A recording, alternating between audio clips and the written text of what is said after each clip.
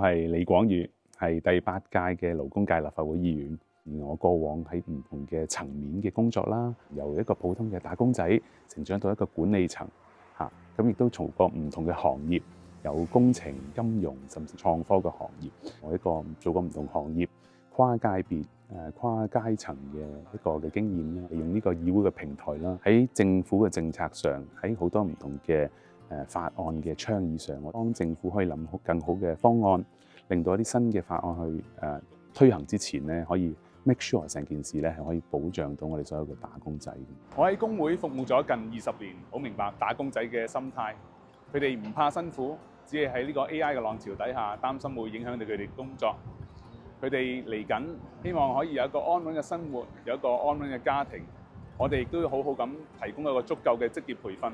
令到佢哋可以好好咁裝備自己，保障自己嘅未來。喺你嘅競選口號當中咧，有提及到咧要科技賦能。咁喺保障工友權益方面咧，其實科技可以點樣用嚟改變勞工嘅一啲工作環境咧？佢議政嘅層面，俾更加多嘅建議政府咁樣，可以更好地利用科技，可以令到呢啲嘅行業有更加好嘅提升啦，一個升級轉型啦。第一樣嘢咧就係職安，其實我哋可以好好地利用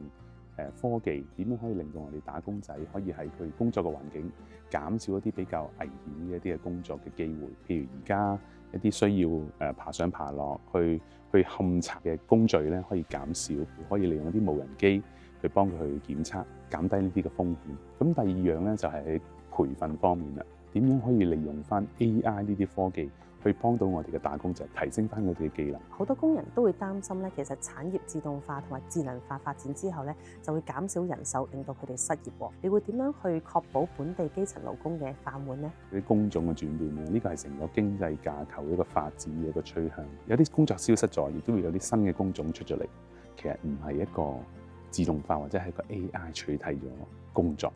而係一啲懂得用 AI 嘅人喺個市場上、職場上更加有吸引力，而希望可以喺政府方面攞到更加多嘅資源，去幫到呢一批在職嘅人士，30歲到50歲嘅呢個打工階層，可能佢讀大學嗰陣時未有 AI，咁但係呢一批就正正係最有能力啦，亦都最需要 AI 去幫助佢，要喺勞工市場咧都做到再出發咧。新嘅經濟環境底下啦，佢哋可以懂得點樣去用嗰啲新嘅技術去投入呢個職場，